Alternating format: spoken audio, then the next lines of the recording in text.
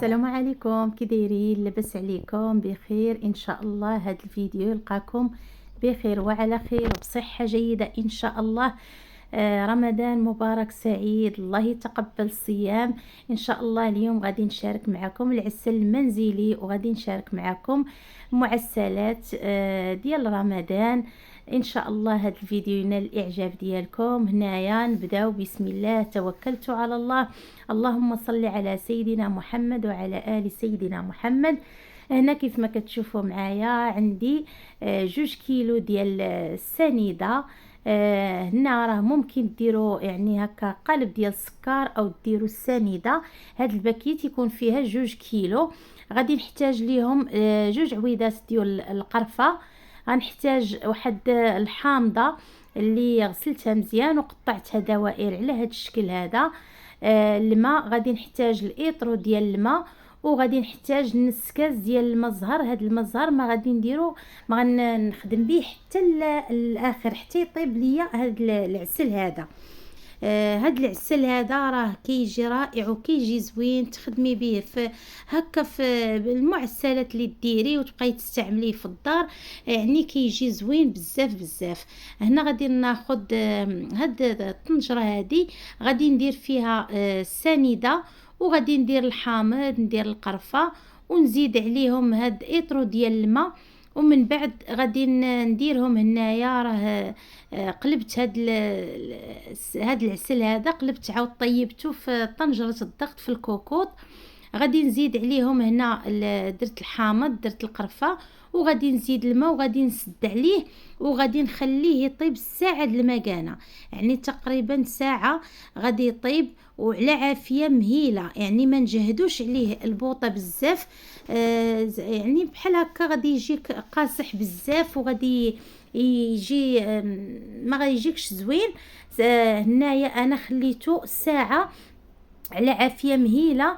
من كنحل كنلقى داك الحامض ولا يعني تحمر ولا على هاد الشكل هذا. شوفوا معايا هنايا صافي، هنا تقريبا راه طاب. شوفوا الحامض كيفاش كيولي محمر. من كيولي لك الحامض هكا عرفي بان العسل ديالك طاب وراه جاك زوين بزاف.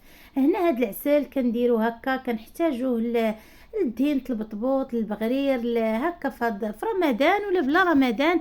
يعني انا كنصايب هاد العسل هكا تيكون عندنا في الدار بزاف. صافي هنا من بعد غادي نزيد هنا نص كاس ديال المزهر. هنا حتى طفيت هكا يعني طفيت على العافيه، ما بقيتش مشعله على الكوكوط. هنا صافي غادي نحركو ونخليه يبرد، وغادي ندوز غادي نوجد معاكم ان شاء الله العجينه اللي غادي نصايب ديال لسان الطير. هنا غادي نشارك معكم هاد المعسلات ديال رمضان، غنشارك معكم لسان الطير اللي كيجي رائع وكيجي مقوم، يعني القوام زوين، يعني فحل ديال هكا ديال الشباكيه.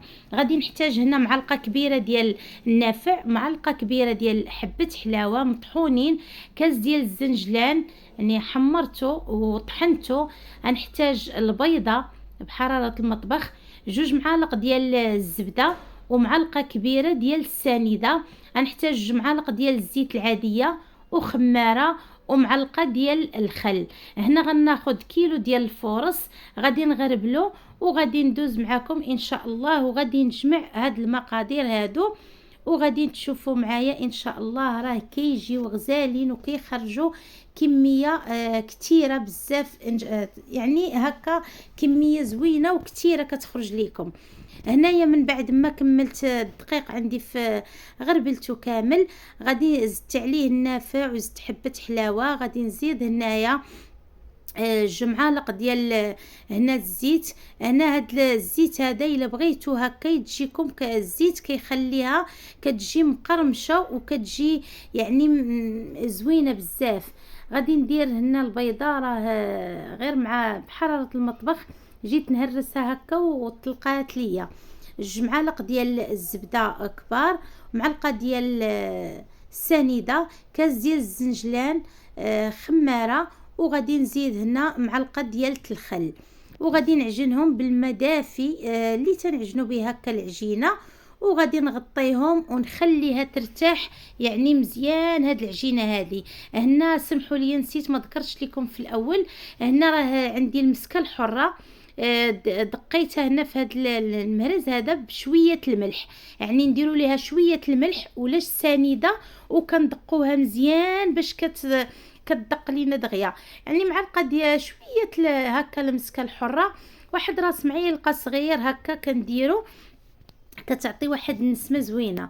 هنا زدت معلقه ديال الخل، وغادي نحاول هكا نخلط هاد المقاوم هذا، نخلط الفورس ونخلط هاد الزبده والزنجلان كلشي مزيان، نحاول نبسبسو معاهم مزيان، ومن بعد غادي نعجنهم، وغادي نعجنها مزيان نخلطها، ونحاول ما نخليهاش هكا تجي العجينه ديالها مطلوقه بزاف، يعني تجي بين وبين مع عقده مرخيه، مع غنخليها حتى ترتاح. شوفوا معايا هنا مع داك الزنجلان وهذا داكشي علاش عطى واحد اللون في العجين على هذا الشكل هذا.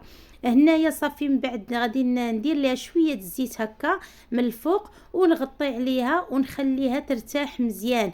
قد ما خليناها ارتاحت مزيان قد ما من كنبغيو نقرصوها كتجينا سهله. شوفوا معايا هنا العجين راها طلقات وجات زوينه. غادي نحاول هنا خديت واحد الزلافه درت فيها شويه الزيت العاديه، وغادي نبقى دهنت البلاطو هنايا ونبقى نقطعهم هكا مسمنات صغار. انا كنديرهم على هذا الشكل، هذه هي الطريقه اللي نديرها دائما الا بغيت ندير هاد السنطير. قطعتهم على شكل مسمنات هكا صغار، وغادي نغطيهم هكا بلاستيكه ونخليهم حتى يرتاحوا. وهنايا من بعد ما ارتاحوا تقريبا نص ساعه المكانه ولا اكثر، قد ما خليتوا العجينه ارتاحت مزيان قد ما كتجيكم في التوراق هكا كتجي ساهله وما كتقطع ما والو. شوفوا معايا كيفاش جات، ما شاء الله جات غزاله وجات زوينه. هنايا درت المقله ثقيله وشعلت عليها حتى سخنات، ونقصت البوطه مزيان، خليتها على عافيه مهيله باش من نبدا نطيب هكا. نحاول هكا ما نخليهاش حتى تحمر، يعني غير كتنشف مزيان، بحال كطيب بحال على البخار كتنشف مزيان، وكنبقى نقلب ونرمي حتى غادي نحاول هكا تجيني الرميه شويه ثقيله. وكنبدا ندير درت واحد السربيته درت في الصينيه وحطيت وكنغطيه حتى غنسالي، عاد غادي ندوز للمرحله الثانيه وتشوفوا معايا ان شاء الله. هنايا انا غادي نشد لكم على المقله. شوفوا معايا من بعد ما كنرمي صافي كنعاود نقلب دغيا، ما كنحاولش نخليه حتى تحمر. الا تحمرات او لا طابت بزاف راه ما غتجيكمش في التنيه زوينه وغتبقى تقطع ليكم. هنايا شوفوا معايا كيفاش يعني كتجي من بعد ما هنايا يعني طابت على عافيه مهيله، غير كتبخر كطيب مزيان كتنشف، وكنقلب وكنبقى نرمي. هنايا غادي نحيد وغادي نرجع معكم حتى نكمل. هنا من بعد ما شفتوا معايا كنت دايره في الصينيه ودرت عليه واحد السربيته باش كيبقى هكا سخون ما ينشفش لينا. خديت هاد الزلافه ودرت فيها شويه الفورس، درت شويه الماء باش غادي نبدا نلاقي هكا في الجناب. وغادي هنايا حاولوا هنايا يعني راه دهنت التحتانيه هي الاولى عاد حطيت باش كتلصق مزيان صافي. وغادي نبدا هنا نتني من بعد التنيات، ما كنكرش بزاف وما تنرخفش بزاف، يعني القياس هكا عينك ميزانك. هنا شوفوا معايا من بعد ما درتها غادي ناخذ واحد السكين يعني موس اللي يكون هكا ماضي اللي يقطع لينا مزيان، وغادي نحيد هاد الجوانب هادو هكا باش ما كتجيناش في التقطيعه دايره تجينا مقاده التقطيعه. غنحاول نعبر هكا بالصبع ديالي يعني سنتيم كندير فيها. من بعد هنايا راه غادي واخا تشوفها صغيره راها حنت فيها الخميره غادا تزيد مازال تنفخ. كنحاول نديرهم عبار واحد ونقطع التقطيعه مائله كيف ما كتشوفوا معايا بحال شكل الفقاس. من بعد غادي ناخذ هنا وغادي نبقى نقطع ونحلو، يعني قبل ما نحط كنحلوها نحاولوا نحلوها باش من كنبداو نقليو فيها كتجينا هكا سهله في القليان. شوفوا معايا الطريقه كيفاش، وهنا من بعد ما حليتها شوفوا معايا راه كتجي رائعه وكتجي زوينه ومقومه ولذيذه. الصراحه كتجي غزاله، جربوها ان شاء الله في هذا رمضان. يعني ضروري كتكون شي حاجه ديال المعسلات في مائده الافطار. هكا درتها انا، درت فيها القوام يعني جات زوينه. غنبدا نحل هكا على هذا الشكل هكا ونحط حدايا هكا في البلاطو باش من بدا نقلي غير نهز ونقلي. هنا من بعد ما عمرت البلاطو غنبقى نبقى غدا على هذه الطريقه هذه حتى غادي نكمل ونرجع معكم ان شاء الله باش غادي نبداو نقليو فيها.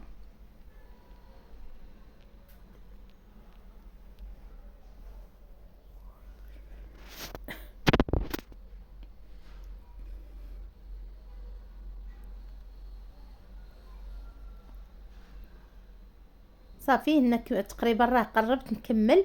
غادي نبقى نحل في هذا الشيء اللي قطعت ونحط حدايا. هنا من بعد صافي كملت عمرت البلاطوات حدايا، وغادي ناخذ مقله غادي ندير فيها الزيت اللي تكون يعني الزيت فاش نرميو هنايا هاد لسان الطير. تحاول تكون الزيت مغطيه، يعني تكون الزيت كثيره في المقله باش كطيب لينا زوينه. هنايا شوفوا معايا كيفاش يعني جات بحال شكل الوريده، جات زوينه بزاف. غادي ناخذ الزيت شعلت عليها وغادي نبدا هنا نرمي. يعني غير تديروا الزيت وتبداو ما تخليوش حتى تسخن الزيت مزيان. فاش كتسخن الزيت مزيان كنقصوا البوطه باش ما كتبقاش غير نرميوها وكتبان لينا راها تحمرات وهي باقه يعني ما طابتش لينا مزيان من الداخل.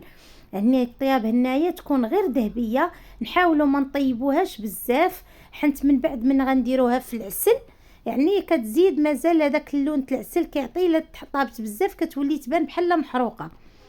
هنا شوفوا معايا راه تنفخات مع فيها الخميره تنفخات هنايا.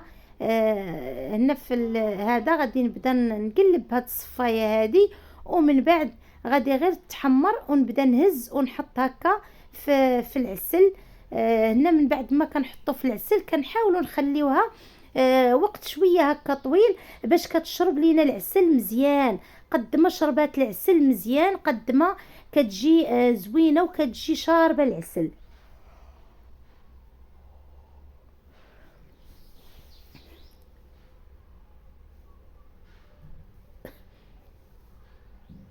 هنايا الزيت راه سخنات ويعني هنا كتبغي تكون يدك خفيفه دغيا هكا ترمي وتحاولي تقلبي هكا المقله الاولى اللي حيدتي تحاولي تبقاي تحركيها في العسل. شوفوا معايا هنايا كنحاول نقلب هكا الرميه الاولى اللي حيدت في العسل مزيان. غادي نزيد هنا رميه ونقدر نزيد حتى هكا ثلاثه الرميات. عاد غادي ناخذ واحد الكسكاس حدايا ونبدا نهز ونحط في الكسكاس باش كتبدا تصفى العسل اللي هكا هبط لينا. غنعاود عاوتاني نخدم به. هنايا صافي غادي نبقى نرمي وندير. شوفوا معايا هنايا من بعد تحمرات شوفوا كيفاش جات غزاله وجات زوينه بزاف بزاف. صراحه كنتمنى تجربوها. وإلا وصلتوا حتى لهنا اللي ما مابونيش عندي في القناه يتابونا باش يوصلوا كل جديد.